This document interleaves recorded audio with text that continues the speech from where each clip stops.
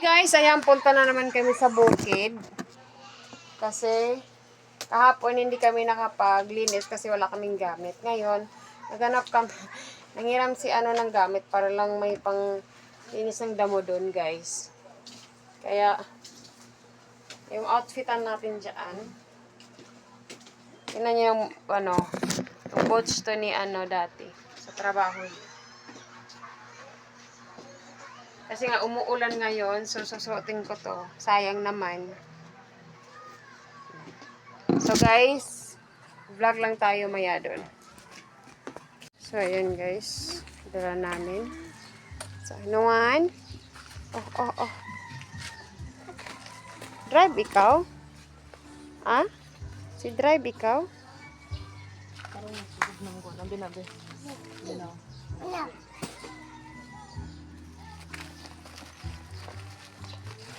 So guys, we are here again and again. So yung gagawin lang namin ngayon dito, kasi hindi pa naman ako magpapatrabaho ng bahay, ay maglilinis. Ay! Sabi ko magdadala ako ng ng walis. I forgot. Ang dami na kasing binitbit. Eh, sama na namin ngayon si Dede kasi wala siyang klase daw. So, may klase pero isang teacher lang. Kaya sabi ko, si kahapon daw wala siyang klase the whole day. Mayroon, half day wala. Kuan niya ipadiana para taktakisan nila. Doyan. Doyan? Yeah. You like doyan? So,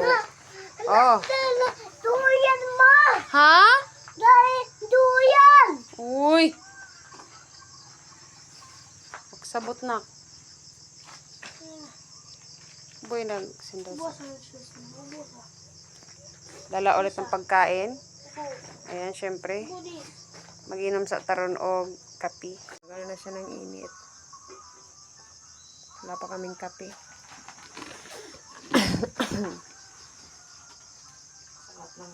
Ha? Day. Talinis na nakuan. Kani.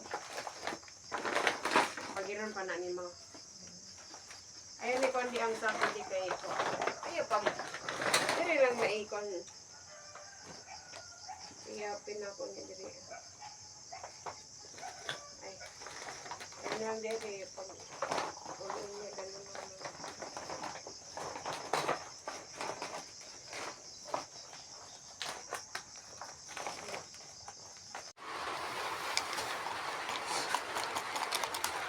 So guys, umuulan.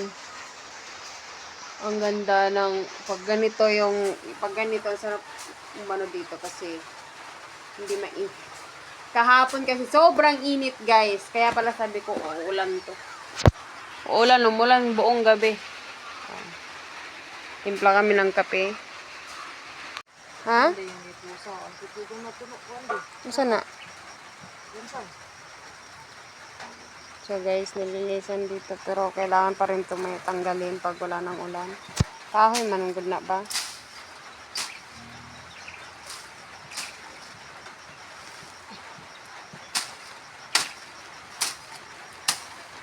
Ulan guys.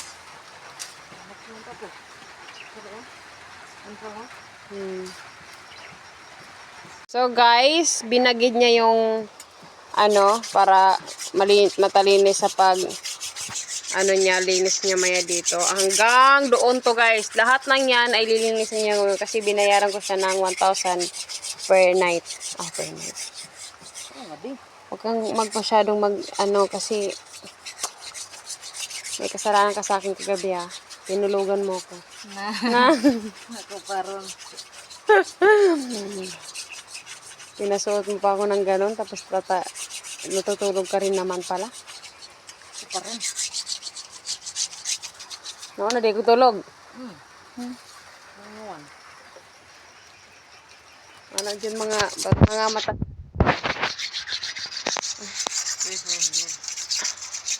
8 years yung gap namin ni Adi. Mas matanda ako sa inyo 8 years. Diba? Kaya, and first, time niya mag, ano, ng mas ma-ahead sa kanya. Pero siya pa rin yung nag-a-adjust. Malamang. Bagidin mo ako.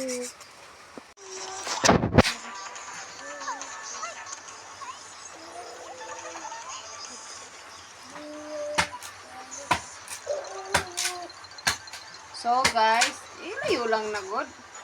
So guys, ayan. First time ko maghaling ng kahoy. Hindi ko talaga alam na mag-ano guys, ng ganito. Alam ko pa din naman. Pero yung alam mo yung pag-arrange ng kahoy. Kasi pag hindi maganda yung pag-arrange ng kahoy, hindi yun sisiga. So dahil umuulan dito guys, mag-ano tayo ng usok.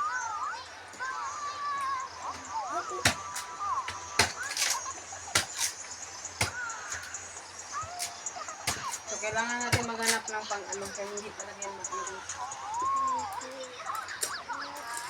Lupin mo dito.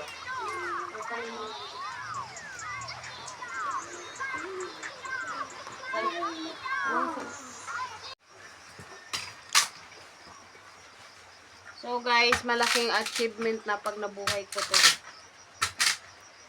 Parang ayaw ata.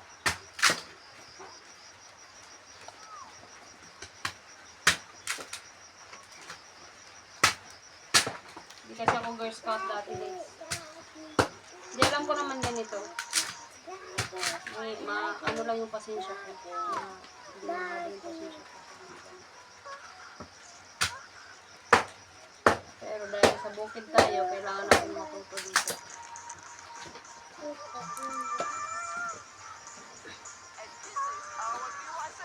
Ano nga naman? So yun guys, parang umuusok na nga guys. Ayan, parang hindi ko alam kung ganito kapag plaster ng kahoy, pero ginagawa ko naman yung best ko.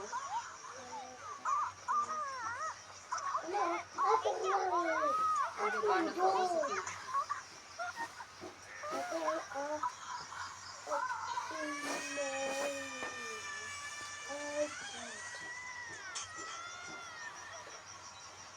Muna natin. Saka guys, kaya ako hindi nag-ano ng ganitong kahoy kasi nga may asthmatic ako at hika. So minsan kaya nasasanay kasi ako noon ng ganito. Minsan nami-miss mo yung mga ganito kaya bahala na maya. Kaya kahapon, kagabi hirap akong huminga. Daling araw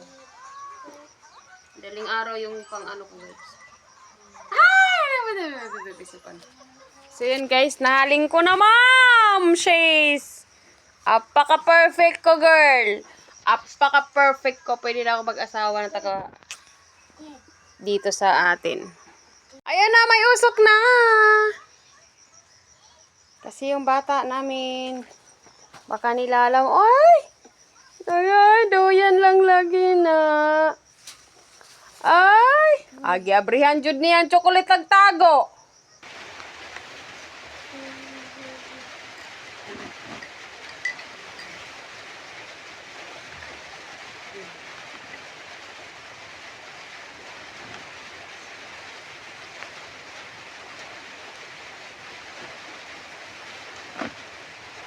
Sa kapisa pa.